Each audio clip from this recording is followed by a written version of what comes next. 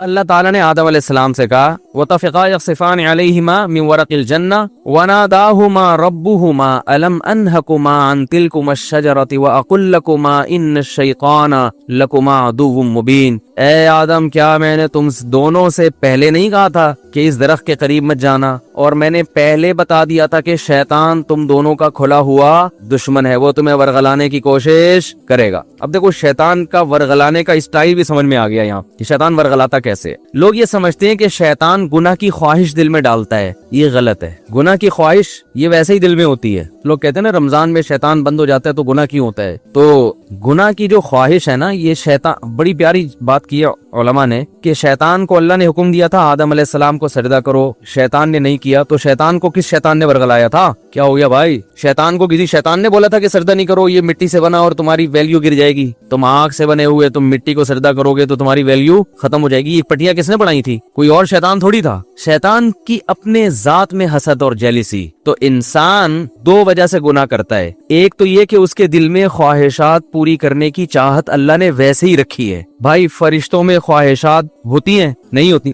فرشتوں میں نہ روٹی کی خواہش نہ کوئی اور خواہش، تو اللہ نے انسانوں میں رکھی ہوئی ہیں۔ روٹی بھی چاہیے، صحت بھی چاہیے، گھر بھی چاہیے، گاڑی بھی چاہیے، عزت بھی چاہیے، بہت ساری چیزیں چاہیے کر کے وہ ایک طویل فہرست بنائی ہوئی ہے اس نے۔ سر پہ بال بھی چاہیے، یہ بھی ضروری ہے۔ آج کل کیا ہمیشہ سے چاہیے، لیکن میں ان لوگوں سے کہتا ہوں کہ جو سر کے بال کٹا کے یہ سمجھتے ہیں کہ اللہ کو راضی کر رہے ہیں، کم از کم یہ الزام اللہ پہ مت لگاؤ، ٹھیک ہے نا؟ بال کٹائیں، بعض لوگوں پہ ٹرینڈ اچھی لگتی ہے لیکن اس کو سنت نہ سمجھیں۔ تو انسان کی طبیعت ایسی ہے کہ وہ خواہشات کی طرف مائل ہوتا ہے، اس کی فطرت ہے۔ وہ تو شیطان نہ بھی کہے تو مائل ہوتا ہے۔ دیکھو جب روزہ رکھتے ہیں تو ہمارا پانی پینے کا دل چاہتا ہے کہ نہیں چاہتا ہے پیاس میں؟ تو یہ شیطان سمجھا رہا ہے کہ پانی پیو؟ بولے نا بھائی، وہ تو میڈیکل سائنس یہی کہتی ہے کہ جب پیاس لگے گی تو پانی پینے کا دل چاہے گا، تبھی تو روزے کا ثواب ملے گا۔ بھوک لگے گی تو روٹی کھانے کا دل چاہے گا۔ ہاں، اب مسلمان یہ دیکھتا ہے بھائی اللہ کی طرف سے اجازت ہے تو کھا لو، اجازت نہیں ہے تو نہیں کھاؤ۔ اب روزہ ہے تو اللہ کی طرف سے اجازت نہیں ہے، بعض دفعہ اللہ کی طرف سے کھانے کا حکم ہوتا ہے۔ کسی ایسے شخص نے نفلی روزہ آپ نے رکھا ہوا ہے، دعوت کر لی جو آپ کے بڑوں میں سے ہے، قریبی رشتہ داروں میں سے ہے، آپ اس کی دعوت اٹینڈ نہیں کریں گے تو وہ ناراض ہونے کا خطرہ ہے، تو پھر شریعت کا حکم کیا ہے؟ یہاں روزہ توڑ دو،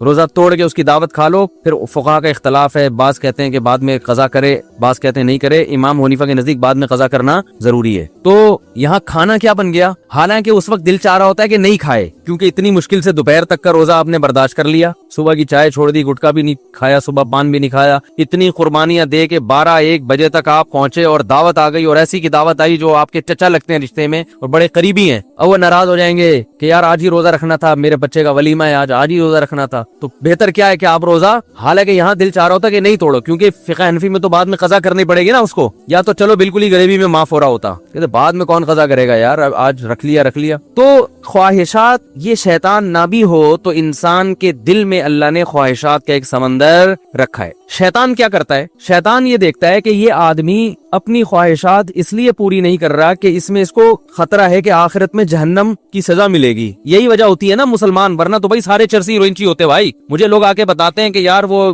فلاں کنٹری میں اتنے لوگ 99% لوگ ڈرگس لیتے ہیں۔ چرس کا انگلش میں ایک بڑا ٹیکنیکل قسم کا نام آیا ہے جس سے چرس پینے والا چرسی بھی نہیں کہلاتا اور معاشرے میں اس کی عزت ہو جاتی ہے۔ کچھ دن پہلے ایک صاحب آئے کہ بھئی یہ یو کے سے آئے ہیں اور یہ ایک انگلش میں چیز میں نام بھول گیا، وہ پیتے ہیں۔ میں نے کہا یار یہ تو ہم سے زیادہ پڑھے لکھے ہیں، وہ ایسی خوبصورت چیز پی رہے ہیں۔ انگلش میں نا بڑا ٹیکنیکل قسم کا نام تھا، تو میں نے کہا وہ اس کا اردو میں ترجمہ کیا، انہوں نے کہا چرس۔ تو میں نے کہا یہ بولو چرسی ہے بھائی، ان کو بولا تو نہیں میں نے، بے عزتی ہو جاتی، لیکن دل میں میرے خیال ہے ان کو سیدھا بولو بھائی یہ کیا ہے؟ چرسی ہے مفتی صاحب، اس کے ڈریسنگ پہ نہ جانا، اس کی انگلش پہ نہ جانا، ہے چرسی، اصل میں یہ ہونا چاہیے تھا۔ تو اب کیا ہے کہ وہ وہاں تو بہت زیادہ نشہ ہے نا، تو لوگ کہتے ہیں وہ اتنا نشہ کرتے ہیں، ہر آدمی شراب پیتا ہے، ہر آدمی زنا کر رہا ہے، تو میں کہتا ہوں بھائی وہ تو کریں گے، جب ان کا خیال ہے کہ زنا پہ کوئی سزا ہی نہیں ملنے والی ہے بھائی، تو 2 دن کی زندگی کوف سے کیا فائدہ؟ لائف کو انجوائے کرو، وہ صحیح کر رہے ہیں اپنے حساب سے۔ رہا یہ مسئلہ کہ وہ چرس پی رہے ہیں، ڈرگس لے رہے ہیں تو صحت برباد ہو رہی ہے، وہ کہہ رہے ہیں بھائی صحت بچا کے، مزے کے لیے صحت بچانی ہے نا، تو جب صحت برباد کرنے میں زیادہ مزہ آ رہا ہے تو صحت بچا کے کرنا کیا ہے؟ کیا خیال ہے؟ ٹیپو سلطان کا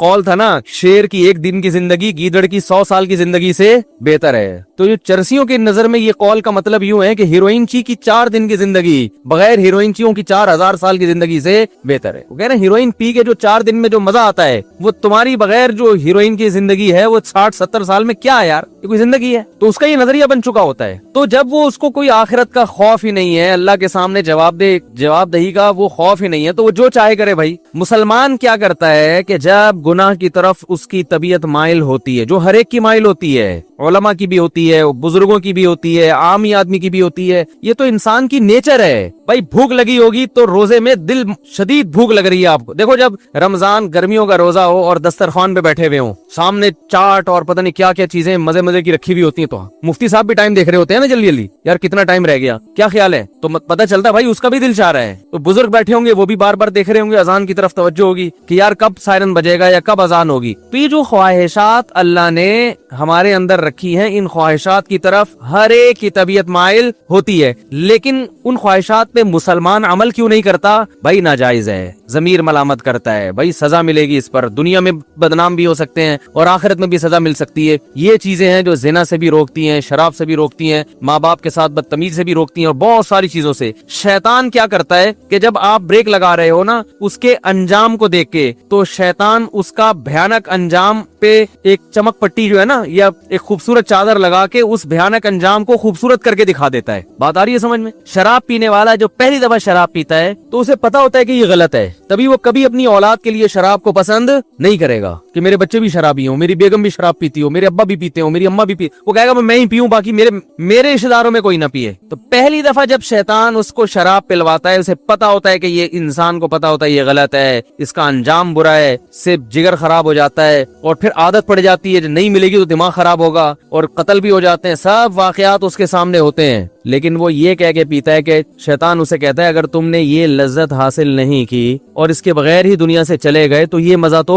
बोलो भाई रह गया। बाज दफा ये कहता है पी लो 1-2 दफा से क्या होता है, तौबा कर लेना। बाज दफा ये कहता है तुम्हारी टेंशनें इतनी हैं कि शराब का जो नुकसान है वो नुकसान इतना ज्यादा नहीं है जितना ये टेंशन तुम्हें नुकसान दे रही है, तो इलाज के तौर पर पी लो, ये टेंशन तो खत्म होगी ना। भाई लोगों को गम होता है ना, स्ट्रेस में आते हैं, कोई भाग गई, कोई मंगनी टूट गई, कहीं जॉबलेस हो गए, दर्जनों किस्म के मसाइल दुनिया में लोगों के साथ चल रहे हैं, तो अब वो स्ट्रेस होती है, टेंशन वो चाय से खत्म नहीं होती, वो कॉफी से खत्म नहीं हो रही, तो कहते हैं यार थोड़ा सा पी लेते हैं, दिमाग क्या हो जाएगा, रिलैक्स, वो टेंशन भूल जाएंगे। तो ये शैतान ये क्या करता है, वज़य्यन लहुमुश शैतानु अअमालहुम, शैतान, कुरान कहता है कि शैतान किसी बुराई में जो बदबू है ना और जो गंदगी है उसको हटा के उसको मुज़य्यन कर देता है। जीनत किसे कहते हैं? जीनत कहते हैं ना कोई मुज़य्यन का मतलब ये नहीं कि ये चीज वाकई अच्छी है या नहीं है, मेकअप अच्छा है, इसको जीनत कहते हैं। भाई जीनत ऊपर की चीज है ना, खवातीन जो ब्यूटी पार्लर में जाके बनती हैं तो क्या अंदर से थोड़ी चेंज हो जाती हैं? जो बदसूरत है वो बदसूरत ही रहती है, जो खूबसूरत है वो खूबसूरत, लेकिन बदसूरत को डिस्टेम्पर करके खूबसूरत बना दिया। देखने में ब्यूटी पार्लर वालों की कोशिश होती है कि देखने में अच्छी लगे। दूल्हा भी आजकल ब्यूटी पार्लर जा रहे हैं तो उसका मकसद क्या होता है, देखने में कैसा लगे। तो जीनत का ताल्लुक देखने से है कि देखने वालों को अच्छा लगे, हकीकत में अंदर से अच्छा हो या ना हो। क्योंकि अंदर से अच्छा करना उसके लिए बादाम खाने पड़ेंगे रोजाना 1 पाव, पिस्ते खाने पड़ेंगे और फिर एक्सरसाइज, जॉगिंग। कहते हैं यार 6 साल में जाके फिर भी यकीन नहीं है कि लगेंगे भी नहीं लगे, सही है ना। तो उसका तरीका ये वक्ती तौर पे बादाम में विटामिन ई होता है, तो ऐसा को डिस्टेम्पर कर दो जो देखने में ई नजर आए, देखने में लगे भाई स्किन जो है विटामिन ई से भरी हुई है। तो वो वक्ती तौर पर काम चलाया, उसके बाद फिर जो है शादी मादी हो गई, उसके बाद दोबारा से वैसे पुराने जैसे थे वैसे ही निकल आए। तो जीनत का मतलब क्या होता है, देखने में अच्छा। तो कुरान के अल्फाज देखें, वज़य्यन लहुमुश शैतानु अअमालहुम, शैतान इनके बुरे अमाल को मुज़य्यन कर देता है, यानी बुराई से बुराई खत्म नहीं कर सकता, लेकिन वो ऐसा बना देता है कि देखने में वो बुरा क्या लग रहा होता है, अच्छा लग रहा होता है, देखने में अच्छा लग रहा होता है। गौर करोगे तो नहीं लगेगा। देखो जो चीज देखने में अच्छी लग रही होती है, अगर उसकी गहराई में जाके गौर करोगे तो फिर अकल फैसला करती है हकीकत में भी है या नहीं है। लेकिन शैतान जब देखने में एक चीज को अच्छी बना देता है ना, तो शहवत परस्त लोग फिर ज्यादा डीप में जाके गौर करने का तकल्लुफ नहीं करते। वो कहते हैं यार अच्छा है ना, बस नजर आ रहे हैं ना, अच्छा तो हासिल कर लो इसको। शराब जैसी बदबूदार चीज को भी शैतान अच्छा बना के पेश कर देता है। ये शैतान क्या करता है, अमल को मुज़य्यन, बुरे अमल पे खूबसूरत जैसे कोई गंद पड़ा हुआ हो उस पे आप एक रेशमी चादर डाल के सामने रख दें तो देखने में लगेगा भाई बड़ी कोई मरगूब डिश है, अंदर जाओगे घुसोगे तो पता चलेगा गंदा है। तो शैतान भी पटियां पढ़ाता है, शराबी को ये सिखा देता है कि भाई देखो पी लेके थोड़ा सा क्या होगा, स्ट्रेस खत्म हो जाएगी, हर वक्त की टेंशन। तो ये नहीं पता भाई साहब तूने जो इतनी टेंशनें पाली हुई है उनमें से एक और टेंशन पाल रहा है तू, 10 पहले थी, ये टेंशन खत्म नहीं करेगी बल्कि एक और टेंशन, अब एक शराब की टेंशन भी तुम्हारे साथ लग गई है। पहले 10 गम थे, 10 गम में एक जॉबलेस होना, एक बेगम का काबू में ना आना और आमिलों का पैसे खा जाना, सही है ना,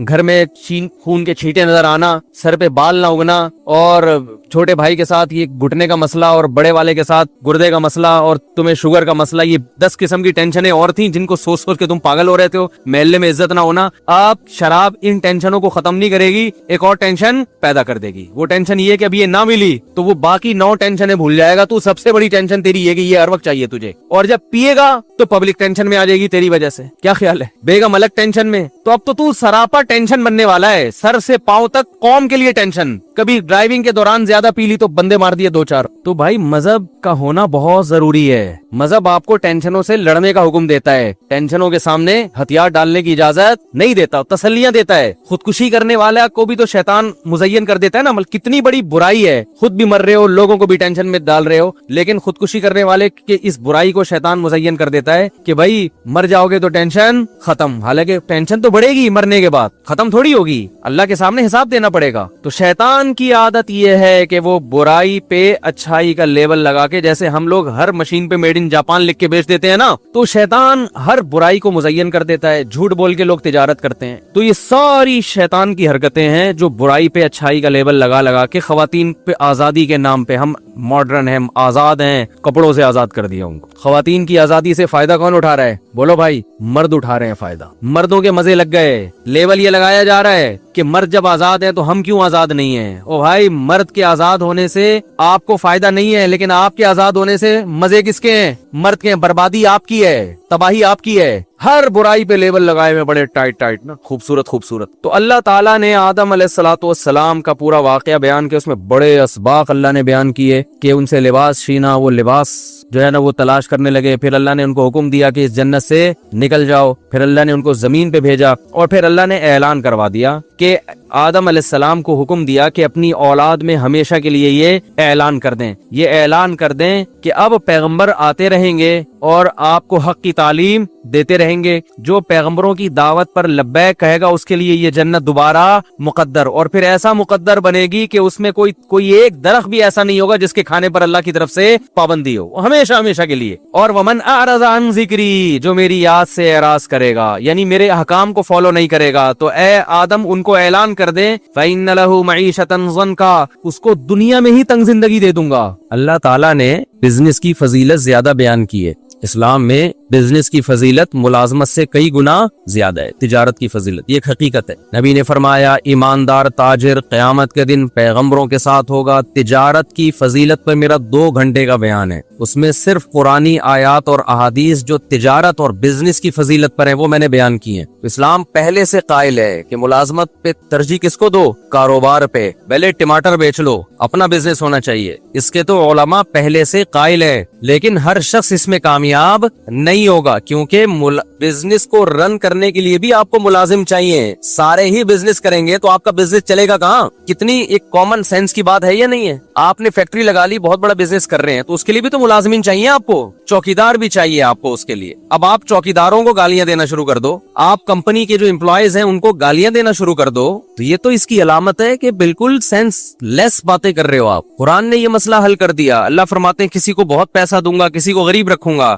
लियत्तखिज़ बाज़ुहुम बाज़न सुखरिया, सूरह ज़ुखरुफ में, ताकि बाज़ को मुलाजिम बना के रखें। इससे पता चलता है कि सारी दुनिया नहीं पैसा कमा सकती, अल्लाह का निजाम है, कोशिश के बावजूद नहीं कमा पाएगी। तो उसमें फिर ये है कि मालदार अल्लाह का शुक्र अदा करे, गरीबों का ख्याल करे, और गरीब अल्लाह की तकदीर पे सब्र करे। हाँ, वो गरीब जो अपनी हमाकतों की वजह से, सुस्ती काहिली की वजह से गरीब हो, वो तो शरीयत की नजर में भी बुरा है। خیر تو ایک ٹینشن وہ ہے. اب میں مثالوں سے بات سمجھا رہا تھا. اب دیکھو شیطان کو ٹھیک ٹھاک ٹینشن ہوئی تھی, اسٹریس میں گیا تھا, اللہ میاں نے کہا آدم کو سجدہ کرو. اتنی ٹینشن ہوئی ہے شیطان کو کہ اس زمانے میں اگر کوئی نفسیاتی ڈاکٹر ہوتے جنات میں یا کوئی چڑیلوں میں تو شیطان سب سے پہلے ان کی کلینک میں جاتا, کہتا ہے کوئی نیند کی بہت ہی پاورفل قسم کی گولیاں مجھے چاہیے, اللہ میاں نے ایسا آرڈر کر دیا ہے جو میرے لیے عمل کرنا بالکل بھی پاسبل نہیں, میرے درجے کو گھٹایا جا رہا ہے. سوچو اب اتنی ٹینشن, جب اتنی ڈپریشن میں گیا, اتنی تکلیف میں گیا, تو شیطان کے تو سارے گناہ جھڑ جانے چاہیے.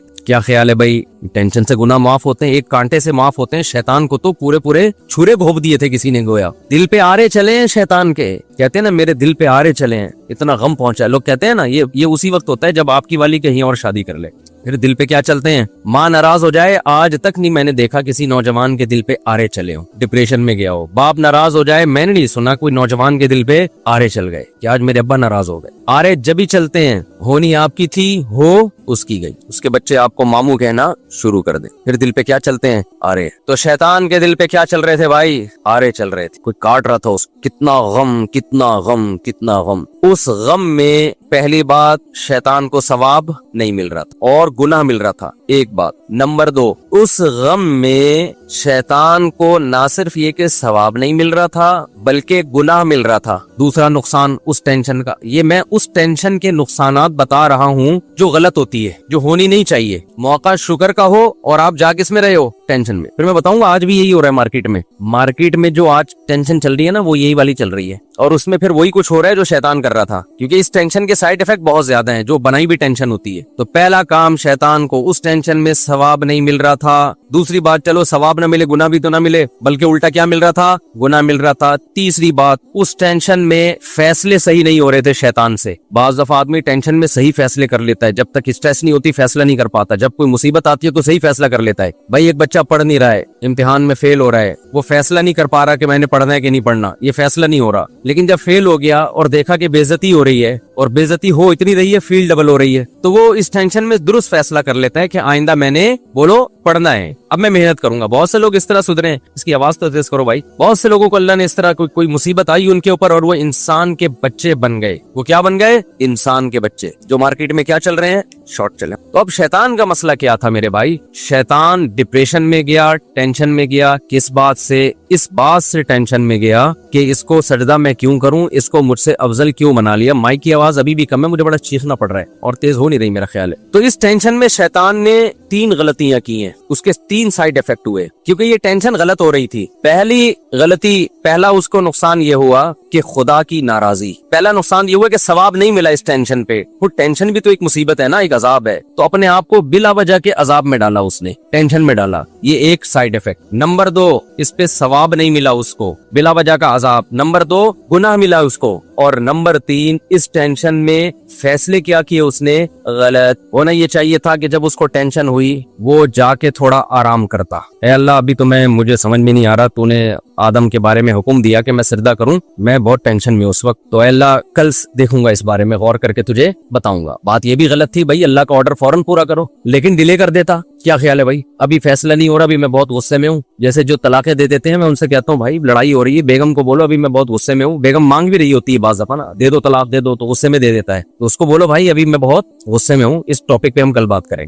گٹکا کھانے چلا, ایسے موقع پہ گٹکا جائز ہے, کچھ تو کھائے نا, ٹائم گزارے باہر جا کے. گٹکے کا علاج ہو جائے گا, تیزاب سے کلیاں کرا دیں گے, ڈیٹول سے کلیاں کرا دیں گے ہم اس کو, طلاق کا علاج نہیں ہوگا. تو اب کیا ہے, فیصلے غلط. وہ غلط فیصلہ شیطان کا کیا تھا بھائی, ریلیکس ہو جا, کسی ڈاکٹر کے پاس چلا جا, 2 ٹیبلٹ کھا کے سو جا, جب ذرا اسٹریس اور کھچاؤ کم ہوگا پھر فیصلہ کرنا. نا, فیصلے بھی سارے ابھی ہوں گے. وہ فیصلہ کیا ہے, اللہ کا تو کچھ بگاڑ نہیں سکتا تھا. اس نے کہا کہ اے اللہ, اس شیطان, اس آدم کی وجہ سے میں مردود ہوا نا, تو مجھے قیامت تک زندگی دے. میں اس آدم اور اس کی ذریت کو پورا زور لگا دوں گا, جنت میں جانے نہیں دوں گا, کچھ بھی ہو جائے, ایسی کی تیسی. یہ نہیں سوچ رہا بے وقوف کہ اس کا آدم اور اس کی اولاد کو تو نقصان ہوگا. کم بخت تجھے کیا فائدہ ہوگا اس کا؟ کیا اس پہ تجھے کیا قیامت کے دن کوئی نشان حیدر دیا جائے گا, یا کوئی شیلڈ دی جائے گی تجھے تیری خدمات پہ, یا تیری برادری تجھ سے خوش ہو جائے گی کہ ابا ایسا کام کر کے گئے کہ مزہ آ گیا؟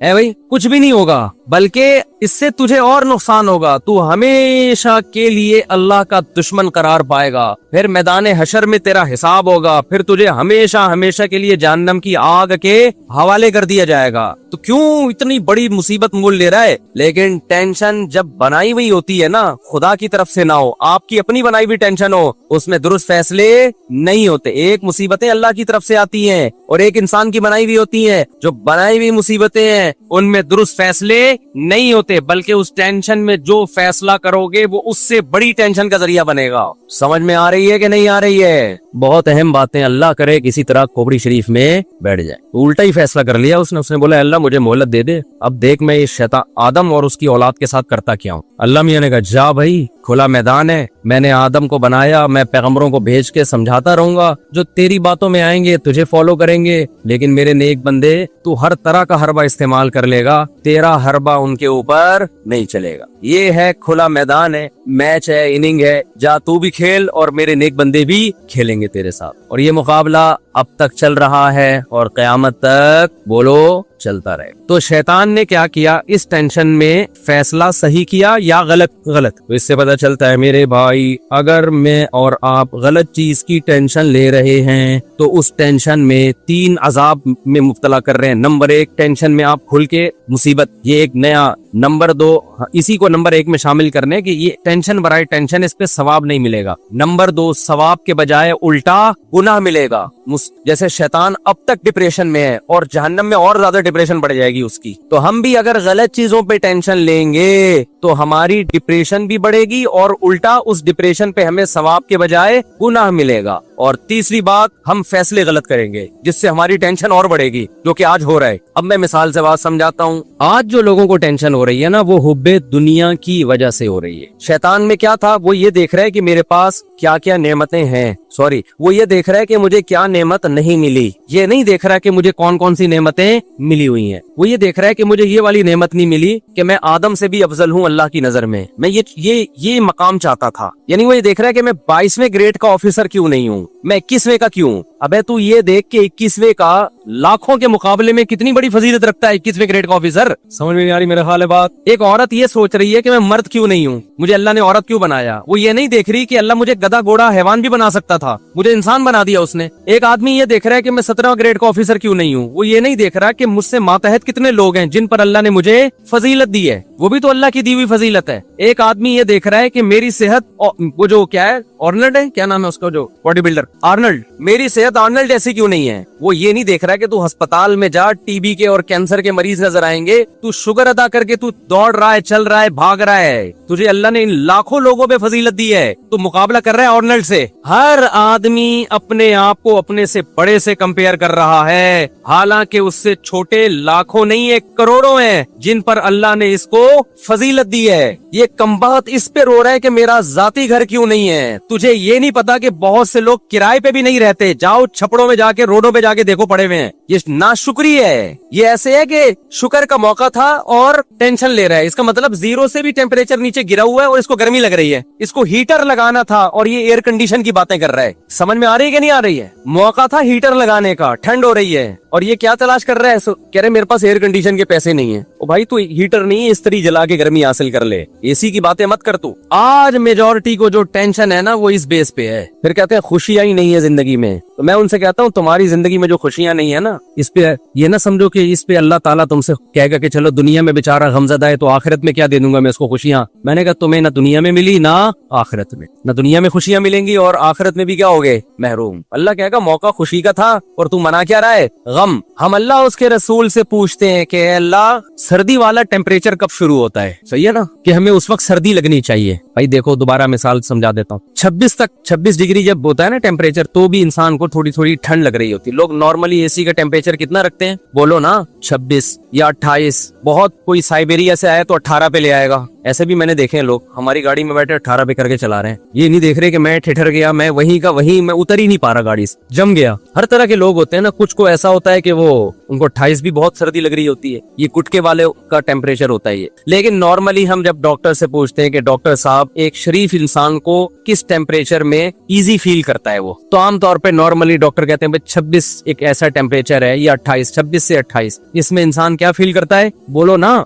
इजी। अब इसमें अगर कोई इजी फील नहीं कर रहा तो इसका मतलब उसकी बॉडी में कोई फॉल्ट है। मिसाल के तौर पर इसको बुखार हो रहा है बहुत तेज, तो उसको तो हो सकता है 30 में भी सर्दी लग रही हो, 30 टेम्परेचर सर्दी लग रही है, तो ये एसी का या टेम्परेचर का फॉल्ट नहीं है, ये इसका बोलो अपना फॉल्ट है। यहाँ तक बात आ गई है दिमाग शरीफ में? तो खूब समझ लो, अल्लाह मियाँ ने भी ना एक मैयार रखा है कि ये नेमतें जिसके पास हैं उसको टेंशन नहीं होनी चाहिए, बल्कि उसको शुक्र अदा करना चाहिए, वो खुश होना चाहिए। अगर वो खुश नहीं है, इसका मतलब ये पागल है। इसका मतलब क्या है? इसका दिमाग क्या हो गया है? खराब। तो वो कितने डिग्री खुशियां मिले कि आपको उसमें खुशी महसूस होनी चाहिए, ठीक है ना? जैसे कितने डिग्री टेम्परेचर हो तो आपको सर्दी लगनी चाहिए, और कितने डिग्री टेम्परेचर हो तो गर्मी लगनी चाहिए आप। तो नबी सल्लल्लाहु अलैहि वसल्लम ने वो डिग्री बता दी हमें कि जिसको 3 चीजें मिल गई ना, तो इसका मतलब ये है कि इसकी खुशियां बहुत ज्यादा हो गई हैं। अब इसको खुश रहना चाहिए, इसके चेहरे से पता चले कि ये खुश है। वो क्या है? नंबर 1, 2 वक्त का खाना। कितना भाई? 2 वक्त का खाना, बिलफेल हो या बिलकुवा हो। ये थोड़ी अरबी है, मैं इसको उर्दू में समझा देता हूँ। इस्तिलाह है। बिलकुवा का मतलब आप रात को सोए, आपको पता है किचन में कल का खाना 2 टाइम का, मेरा और मेरे बीवी बच्चों का, या जो मेरे जेरे कफालत हैं, बूढ़े माँ बाप भी उसमें दाखिल कर लें, उन सब का 2 टाइम का खाना मेरे पास क्या है? बोलो, मौजूद है। इसको कहते हैं बिलफेल मौजूद है। बिलकुवा का मतलब ये है कि अभी तो कुछ भी नहीं है, लेकिन मेरे हाथ और पाँव सलामत हैं, सुबह कहीं ना कहीं मजदूरी मिल जाएगी जिससे मैं 2 टाइम के खाने का इंतजाम कर लूंगा। इसको कहते हैं बिलकुवा। हम प्रैक्टिकली तो नहीं है, लेकिन 2 हाथ और 2 पाँव सलामत हैं। इतनी अल्लाह ने एबिलिटी, काबिलियत रखी है कि आप 2 टाइम के खाने का कल इंतजाम कर लोगे, परसों का नहीं, बस कल तक का। इसके बाद अगर खाने की टेंशन ले रहे हो, डिप्रेशन में जा रहे हो, तो ये आपका अपना, बोलो अबे बोलते क्यों नहीं, ये आपका अपना फॉल्ट है। आगे जब जो कुछ है ना वो गरीबियां हैं, बैंक में 1 करोड़ रुपए रखे हुए 1 साल के लिए, 10 करोड़ रुपए पड़े हुए हैं बहरिया टाउन में, ये गरीबी है, गरीबियां। होटल में जब आप जाते हो तो कीमत प्लेट की देते हो। गरीबी एक एहसान होता है होटल वाले की तरफ से, दे ठीक है, नहीं दे तो टेंशन नहीं लेता इंसान, ले रहा है तो इसका मतलब नदीदा है, हवस का मरीज है। और कुछ लोग गरीबी पहले मंगवाते हैं, 8-10 गरीबियों के बाद खाना मंगवा रहे होंगे वो। जैसे एक आदमी होटल में गया ना कि वो रोटी कितने की, उसने कहा 20 रुपए की। अच्छा भाई सालन कितने का? पता नहीं, रोटी सालन कितने का? जी इतने का। और रायता, उसे कहा रायता फ्री है, तो कहा 10 रायते ले आओ, खाली 10 क्या ले आओ? रायते ले आओ। 2 टाइम का खाना। तभी ऐसे आदमी के लिए भीख मांगना भी जायज नहीं है, खाने के लिए भीख मांगना जायज नहीं है। सुबह उठा, हाथ पांव सलामत है, बेलचा गेती हाथ में, टमाटर की रेडी है उसके पास, टमाटर बेच के कमा सकता है, उसके लिए हाथ फैलाना किसी के सामने खाने की जरूरत के लिए जायज, बोलो, नहीं है, क्योंकि अल्लाह का दिया उसके पास रिस्क बहुत है। नंबर 2, रिहाइश। रिहाइश में ये है कि ऐसा रात गुजारने के लिए घर मुयस्सर हो जाए जहां वो सुकून की नींद खुद भी सो सके और उसके बीवी बच्चे और जो उसकी जेरे कफालत हैं वो भी इज्जत के साथ 4 दीवारी में, बोलो, सो सके, चाहे अपना हो, चाहे किराए पर हो, चाहे किसी ने ज़कात में दिया हो। समझते हो कि नहीं समझते? अब घर की बुनियादी जरूरत क्या हो गई? जैसे परिंदे का घोंसला होता है ना, परिंदों का घोंसला होता है, उसमें वो तूफान से, आंधी से बचने का इंतजाम होता है, तो ऐसा इंतजाम हो घर के अंदर। आजकल तो पैसा लगा के लोग अपने घरों को बिगाड़ते हैं, चारों तरफ से पैक घर, ना कोई खुला सहन है, ना कोई हवा है, ना कोई कच्ची जगह है जहाँ इंसान कोई पौधे शौधे लगा ले, बस पूरा पैक कर दिया उसको, करोड़ों रुपए लगा के बेड़ा ही कर दिया। बस इस पे लोग खुश होते हैं, अंदर से लोग आएंगे यार क्या जबरदस्त, इससे तो वो गाँव का घर छपड़ा अच्छा है मेरे भाई, मुझे तो छपड़ों में जाके सुकून मिलता है। गाँव देहातों में वो ज्यादा अच्छे छपड़े जहाँ मंजी डाल के बैठ जाओ, नीचे से भी हवा लगेगी आपको। मंजी में यही फायदा होता है, हवा नीचे से भी लगती है, बेड में एक तरफ से हवा लगेगी आप। अच्छा खैर, ये फिर ज्यादा ऊपर के लेवल की बातें हो जाएंगी। तो घर का इंतजाम। तीसरा इंतजाम, जिस्म किसी बड़ी बीमारी से महफूज। लिबास भी दाखिल है इसमें, नान नफके में लिबास का भी इंतजाम हो कि आदमी सतर छुपा सके, प्रॉपर ड्रेस हो, इज्जत के साथ कहीं आ जा सके। और चौथी चीज है, जिस्म किसी बड़ी बीमारी से महफूज। ये छोटी मोटी छींके, नजला, जुकाम, खांसी, मेरे हर तरह के लोगों से वास्ता होता है ना। खान के बहुत सीनियर डॉक्टर से मेरी सफर में मुलाकात हुई, तो मैंने कहा नजला, जुकाम, खांसी, उन्होंने कहा WHO की तरफ से ना, ऐसा आदमी जो छींकता है, खांसता है, नजला हो जाता है साल में 1 दफा, उसका शुमार बीमार लोगों में, बोलो, नहीं हो। बल्कि जिसको कभी भी नजला नहीं होता वो बीमार है। कमाल की बात है या नहीं? उन्होंने कहा जो वायरल फैलते हैं ना, जो वायरस फैलते हैं ना, जो वायरल बीमारियां नहीं होती कि अभी ये चल रहा है तो वो चल रहा है तो फलाना, आजकल कराची में आंखें आई हुई है ना, तो ये वायरल बीमारियों में बीमार होना ज्यादा बेहतर है। اس سے آپ کا امیون سسٹم کیا ہوتا ہے, بڑھتا ہے, اور یہ اپنا ٹائم پورا کر کے نکل لیتی ہیں. تو یہ چیزیں بیماریوں میں شامل نہیں ہے. بڑی بیماری سے محفوظ ہو جس سے تکلیف ہو رہی ہے آپ کو. نزلے میں تو آپ کو تھوڑی, سامنے والے کو تکلیف ہوتی ہے جس پہ چھینکتے ہو آپ, اور جو بلغم کے بڑے بڑے تھپیڑے آپ وضو خانے میں پھینکتے ہیں تو ان کو تکلیف ہوتی ہے, آپ کو تھوڑی ہوتی ہے. زیادہ کہہ گیا میں شاید. تو بڑی بیماری سے باڈی کیا ہو, محفوظ. تو جس کو یہ نعمتیں مل گئیں, نبی صلی اللہ علیہ وسلم کی حدیث کا مفہوم ہے, اللہ نے پوری دنیا کی دولت سمیٹ کے اس کے قدموں میں ڈال دی ہے. بے شک اس کے پاس بیکن ہاؤس اور سٹی اسکول کی فیسوں کے پیسے نہیں ہوں. آپ کہو گے پھر بڑا آدمی کیسے بنے گا, جب اتنے مہنگے اسکول میں نہیں پڑھے گا تو بڑا آدمی کیسے بنے گا؟ اگر بچے کو آپ نے دنیا کی محبت اس کے دل سے نہیں نکالی میرے بھائی, تو پھر ان اسکولوں سے پڑھ کے وہ بڑا انسانوں کی نظر میں بنے گا, اللہ کی نظر میں وہ قارون اور فرعون کہلائے گا. وہ کیا کہلائے گا؟ قارون اور فرعون. اس زمانے میں جب مصر میں فرعون کی حکومت تھی, لوگ کہتے تھے موسیٰ کلیم اللہ معاذ اللہ چھوٹے آدمی ہیں, اور بڑا کون ہے؟ قارون ہے. ایجوکیٹڈ کون ہے؟ قارون. اس کو بزنس کرنا آتا ہے, بزنس سکھاتا تھا وہ لوگوں کو. بڑا کون ہے؟ فرعون ہے. تبھی موسیٰ کلیم اللہ کو یہ تانے دیے جاتے تھے. فرعون بھی کہتا تھا ام انا خیر من ھذا الذی ھوا مہین, میں بہتر ہوں یا یہ, اور ان کو معاذ اللہ کہتا تھا یہ جو کمتر ہیں, یہ سوال کرتا تھا کہ یہ اتنے کمتر آدمی ہیں تو ان سے مجھے کیسے کمپیئر کر رہے ہو. فرعون کو پتا نہیں تھا تو جس کو کمتر کہہ رہا ہے غربت کی وجہ سے, تو 100 دفعہ مر کے پیدا ہو جائے تو موسیٰ کلیم اللہ کی خاک کے برابر بھی نہیں ہے. لوگوں کی نظر میں بڑے اور برے کو مت دیکھو. لوگ تو کہتے ہیں 20ویں گریڈ کا آفیسر بڑا ہے, اللہ کہتے نہیں. اللہ کہتے ہیں جو دنیا سے محبت نہیں کرتا, آخرت کی فکر میں لگا ہوا ہے, وہ بڑا ہے. یہ جتنے بڑے بڑے آج نظر آ رہے ہیں نا, مرنے کے بعد سارے چھوٹے ہو جائیں گے. 4 دن کی 2 ٹکے کی زندگی نہیں ہے یار. اس گاڑی پہ, اس بنگلوں پہ تم فخر کر رہے ہو جب آپ کو 3 بڑی نعمتیں اللہ کی طرف سے مل گئی, رہائش, خوراک اور جسم کسی بڑی بیماری سے محفوظ. پھر اگر آپ ٹینشن لے رہے ہو اس کے بعد بھی, تو یہ آپ کی بنائی ہوئی ٹینشن ہے. اس ٹینشن پہ آپ کو ثواب بھی نہیں ملے گا, اور اس ٹینشن پہ الٹا گناہ ملے گا, ناشکری کا گناہ ملے گا کہ اتنی نعمتیں دی ہیں اس کو نہیں دیکھ رہا, جو چیز نہیں ہے اس کو دیکھ رہا ہے. نہیں تو پھر بہت کچھ ہے, اور ثواب بھی نہیں ملے گا, الٹا گناہ ملے گا. اور تیسرا, فیصلے بھی غلط کرو گے آپ. وہ غلط فیصلے کیا ہوں گے؟ جب آپ ڈپریشن, ٹینشن میں جاؤ گے, آپ کوشش ہوگی یار کسی طرح سے آ جائے, پیسہ آ جائے, عزت مل جائے. عزت چاہنے کے لیے ناجائز راستے اختیار کرو گے, جس سے تھوڑی سی عزت آئے گی, جو لیکن حقیقت میں جو تھوڑی بہت رہ گئی ہے نا وہ بھی جائے گی. حلال سے بچ کے حرام کی طرف جاؤ گے, پیسہ کمانے کے لیے غلط راستے اختیار کرو گے. آج پتہ ہے کیا ہو رہا ہے؟ پہلے زمانے میں لوگ حرام بزنس کرتے تھے, شرمندہ ہوتے تھے, اللہ ہم غلط کر رہے ہیں, علماء کہہ رہے ہیں کہ یہ بزنس جائز نہیں ہے,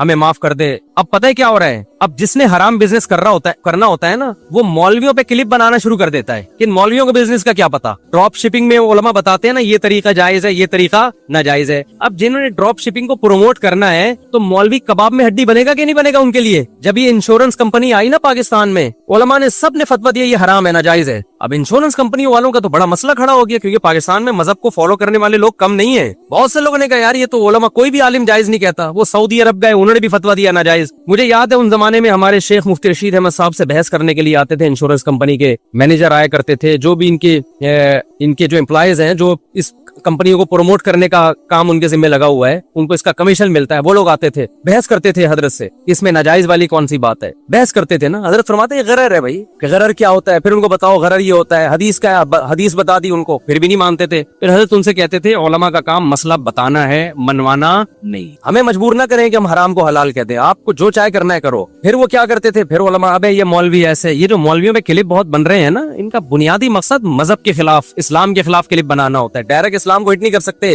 مولویوں کو مذاق اڑانا شروع کر دیتے ہیں. اور جن مولوی جو 2 نمبر مولوی ہوتے نہیں ہے, وہ ہر آدمی پگڑی ٹوپی پہن کے تھوڑی مولوی بن جاتا ہے. تو ڈراپ شپنگ میں جب علماء کہتے ہیں بھائی یہ طریقہ ناجائز ہے, یہ والا جائز ہے, یہ ناجائز ہے, آلٹرنیٹ بھی بتاتے ہیں, تو ظاہر رکاوٹیں بنتی ہیں نا. تو تیسری غلطی, ڈپریشن کے مریض کیا کرتے ہیں, جو پیسوں کی ڈپریشن ہے, جن کو انہوں نے کروڑ پتی بننا ہے, شکر ادا نہیں کر رہے کہ جتنا اللہ نے دیا اس پہ اللہ کا شکر ادا کریں, اور حلال طریقے سے زیادہ کی بھی کوشش کریں. لیکن وہ ٹینشن میں جب جاتے ہیں تو بجائے شکر کرنے کے, ٹینشن ختم کرنے کے, علماء کے خلاف کلپ بازی شروع کر دے کہ یہ حلال ہے, یہ مولویوں کو کیا پتا, ڈراپ شپنگ کا, بلاک چین کا, مولویوں کا کیا پتا, اس میں کیا خرابی ہے. مولوی یہی تو پڑھتا رہا ہے مدرسوں میں بیٹھ کے میرے بھائی, خرید و فروخت کے شرعی حکام ہی تو پڑھتا رہا ہے وہ بیٹھ کے. تو غلط فیصلے سمجھ رہے ہو کہ نہیں سمجھ رہے؟ جو بھی ناجائز سے بچتا ہے نا, اب نکاح کر نہیں رہے, ہینڈ پریکٹس کے حلال ہونے کے فتوے تلاش کر رہے ہیں کہ اس میں کیا خرابی ہے. جب بھی انسان کوئی برائی کرتا ہے نا, اگر اس سے توبہ نہ کریں تو پھر اس کے جواب میں اور بڑی برائیوں میں لگ جاتا ہے, وہ اور بڑی برائیوں میں لگ جاتا ہے. آپ ڈپریشن کے مریض ہو, باپ سے بدتمیزی کرتے ہو. ہونا یہ چاہیے کہ باپ کے احسانات سوچ کے, ماں کے احسانات سوچ کے, اس کے بچپن کے احسانات سوچو. یہ دیکھو یہ گھر میرے باپ نے دیا ہوا ہے مجھے, ساری زندگی اس نے ٹھکانہ دیا, میری پڑھائی پہ خرچ کیا. اب اگر وہ بد کلامی کرتا ہے, بدتمیزی کرتا ہے, تو اس کی ساری نیکیاں ختم تھوڑی ہو جاتی ہیں. کوئی بات نہیں یار, تھوڑا سا ظلم اگر اس نے کر بھی لیا تو اس کی ناانصافیاں کم ہیں, انصافیاں زیادہ ہیں. تو یہ سوچ کے شکر ادا کرے, ہنس کے کھیلے باپ کی تکلیف کو, باپ کی مار کو ہنس کے برداشت کرے. لیکن وہ شکر گزاری نہیں, ناشکری ہے. وہ سمجھتا ہے کہ میرا باپ ظالم ہے, تو اس ناشکری پہ ٹینشن میں جائے گا, ٹینشن میں جا کے اللہ کا غضب اور پھر غلط فیصلہ. وہ غلط فیصلہ کیا ہے کہ باپ کو اینٹ کا جواب پتھر سے دینا ہے. اس سے اللہ کا اور قہر اور غضب آتا ہے اس کے اوپر, اور زیادہ ٹینشن ڈپریشن میں جاتا ہے. اگر وہ تھوڑا یہ سوچ لیتا کہ میری ماں اور میرے باپ کے احسانات ان کے ظلم سے کئی گنا زیادہ ہیں, لہذا اس موقع پہ چیخنا بنتا نہیں ہے, صبر بنتا ہے, تو صبر کر لیتا, اللہ کی نظر میں بھی مقدس بن جاتا, ماں باپ کی نظر میں بھی مقدس بن جاتا. تو ہر غلط ٹینشن میں انسان کے فیصلے کیا ہوتے ہیں, بولو, غلط ہوتے ہیں وہ. تو سب سے بڑا مسئلہ ناشکری کا ہے, اور جب تک دنیا کو مسافر خانہ نہیں سمجھو گے, ناشکری کا عنصر ختم نہیں ہوگا, کیونکہ آپ سمجھتے ہو یہی رہنا ہے. تو میرے بھائی, اگر ہم نے دنیا میں ہی رہنا ہے تو جس کے پاس بحریہ ٹاؤن میں پلاٹ نہیں ہے اس کو خودکشی کر کے مر جانا چاہیے. لیکن اگر ہم نے دنیا سے جانا ہے تھوڑے دنوں کے بعد, اور یہ بھی نہیں پتا آج جانا ہے کل جانا ہے, عصر میں ہوں گے یا نہیں ہوں گے, مغرب میں ہوں گے نہیں ہوں گے, 10 سال کے بعد جانا ہے پتہ ہی نہ ہو, میرے بھائی ایک چھپڑا بھی اگر مل جائے نا رہنے کے لیے, اور میری اللہ سے چاہتی ہے کہ اللہ مجھے چھپڑا ایسا ملے جہاں گائے دم ہلا رہی ہو کھڑی, اس کا اپنا ہی مزہ ہے. گاؤں کا ایک منظر ہوتا ہے نا, ایک چھپڑا مل جائے, صاف ستھرا ہو اور سکون کی زندگی ہو وہاں پہ. آپ کہہ سکتے ہو مسافر چھپڑے میں جا کے رہو, شہر میں کیوں رہ رہے ہو؟ شہر میں اس لیے نہیں, کام زیادہ ہے یہاں. میں چھپڑے میں جا کے رہوں گا تو تم لوگ بیان سننے چھپڑے میں آؤ گے. تو شہر میں اس لیے رہنا پڑتا ہے کہ وہاں کیا ہے, کام, تھوڑی محنت, آؤٹ پٹ اس کا بہت زیادہ ہوتا ہے, اس مجبوری سے رہتا ہے انسان. ورنہ میں تو چھپڑوں میں جا کے ہی رہتا, منجی پہ جاتا, بھنڈی کھاتا گاؤں دیہات کی. یہ جو ہوٹل ہوتے ہیں نا چھپڑے کے, ان کی دال کھاؤ, مزہ نہ آئے, پیسے واپس. خیر, تو اللہ تعالیٰ نے یہ نعمتیں دی ہیں میرے بھائی, سکون, اطمینان دیا ہے, تو سوچ سوچ کے خوشیاں منایا کرو, ٹینشنیں نہ لیا کرو. آپ بولا کرو, اے اللہ ایک چھپڑے سے میں کسی گاؤں میں ہوتا, کسی جھونپڑے میں, میری ضرورت پوری ہو گئی, لیکن تو نے مجھ پر احسان کر کے مجھے شہر میں زندگی دی, شہر میں زندگی دی مجھے تو نے, تو اس پہ اللہ کا شکر ادا کرو. اے اللہ, لوگوں کے پاس رہنے کو گھر نہیں ہے, فٹ پاتھ پہ سوتے ہیں, تو نے مجھے کرائے پہ گھر دے دیا, کرایہ دینے کی طاقت مجھ میں رکھ دی ہے. اے اللہ, بجلی کا بل اتنا زیادہ آیا کہ الیکٹرک والے بل کاٹ کے چلے گئے. اے اللہ, بہت سے لوگ میں نے کرنٹ سے مرتے ہوئے دیکھے ہیں, میرے لیے اب کرنٹ سے مرنے کا چانس تو نے ہمیشہ کے لیے, بولو, ختم کر. یہ تو خیر ایک مزاق کر رہا ہوں, کوئی بات نہیں, بجلی کاٹ کے چلے گئے, ٹینشن نہیں لینی بھائی, سو جاؤ ایسی, تھوڑے دن تک نیند نہیں آئے گی, پھر عادی ہو جاؤ. گاؤں دیہاتوں میں نے بہت لوگ دیکھے جو وداؤٹ بجلی, جی اچھا ستمبر میں کم آیا ہے, یہ تو خوشی سے پاگل ہو جاؤ. پاکستانی تاریخ میں پہلی دفعہ ایسا ہوا ہے کہ ریٹ بڑھ کے دوبارہ, ڈالر اب کم ہو رہا ہے نا, ڈالر تھوڑا سا کم ہوا ہے نا, کچھ اسمگلنگ کو روکا ہے کچھ, تو کتنی خوشی کی بات ہے یار. ٹینشنوں پہ ٹینشن لے رہے ہیں, خوشی کی بات پہ خوشی نہیں لیتے لوگ. میں یہ نہیں کہہ رہا حکمرانوں کے خلاف احتجاج نہیں کرو, وہ تو کرو, لیکن میرے بھائی اللہ کے خلاف احتجاج نہ کرو. انہیں جب ٹینشن میں آتے ہو تو اللہ کو غصہ آتا ہے کہ ساری خوشیاں میں نے دی ہوئی ہیں اور تو پھر بھی ڈپریشن میں جا رہا ہے. تو یہ کام مت کیا کرو. اللہ تعالیٰ سمجھنے کی, عمل کی توفیق عطا فرمائے. جو مولوی ٹائپ کے لوگ ہوتے ہیں ان کا شیطان مولوی ٹائپ کا ہوتا ہے, جو مولوی ہوتے ہیں ان کا شیطان مولوی ہوتا ہے, جو مولوی ٹائپ کے ہوتے ہیں وہ بھی مولوی ٹائپ کا. جو شیطان اتنا ماہر ہے, وہ ہر ایک کو, ہر فیلڈ کا ماہر ہوتا ہے شیطان. اس کو پتا ہے اس بندے کو میں نے کہاں کیسے گمراہ کرنا ہے. آپ کو پتا ہے یہ جو عیسائیوں میں شرک آیا, یہ شیطان لے کر آیا نا. تو کیا شیطان نے عیسائیوں کو عیسیٰ علیہ السلام کے خلاف بغاوت پہ اکسایا تھا؟ کیا مذہب سے دور ہٹایا ان کو؟ نہ. وہ جانتا تھا کہ یہ لوگ عیسیٰ ابن مریم کے اتنے معجزے دیکھ چکے ہیں, اتنے کہ یہ اب عیسیٰ ابن مریم سے دور ہونے والے نہیں ہیں. ان کو آپ کے نبی ہونے پر اتنا یقین ہے کہ میں اگر ان کو یہ وسوسے ڈالوں گا کہ وہ نبی نہیں تھے تو ٹائم ویسٹنگ کے علاوہ کچھ بھی حاصل نہیں ہوگا. ٹائم ویسٹنگ ہے. یہودی کو اس نے یہ ورغلا دیا کہ یہ نبی نہیں ہے, شیطان نے جو ہے نا ورغلا دیا. عیسائیوں کو نہیں ورغلا, وہ تو صبح شام عیسیٰ ابن مریم کے معجزے دیکھ رہے تھے. اتنے معجزے, بغیر باپ کے پیدا ہونا, پھر ماں کی گود میں گواہی دینا کہ میں اللہ کا پیغمبر ہوں, ایک خدا کی عبادت کرو. پھر اس نے سوچا کہ اس قوم کو میں شرک پہ لے کر آؤں. اس نے کہا ان میں شرک لانے کا طریقہ یہ کہ بت پرست بنا دوں میں ان کو. اس نے کہا, شیطان نے بولا یہ بھی پاسبل نہیں ہے. وہ عیسائیوں کو جانتا تھا عیسیٰ ابن مریم توحید پر اتنا کچھ کہہ کے چلے گئے ہیں کہ بت پرستی اس قوم میں کبھی بھی نہیں آ سکتی. اگر میں ان کو بتوں کی عبادت پہ لاؤں گا تو ٹائم ویسٹنگ کے علاوہ کچھ بھی حاصل نہیں ہوگا. بہت امپورٹنٹ بات ہے, آج بھی یہی ہو رہا ہے, شیطان یہی کر رہا ہے. شیطان کو بہت بڑی فلم ایسے ہی تھوڑی کھا جاتا ہے. تو اس کو پتا تھا کہ یار ان میں بت پرستی نہیں آ سکتی.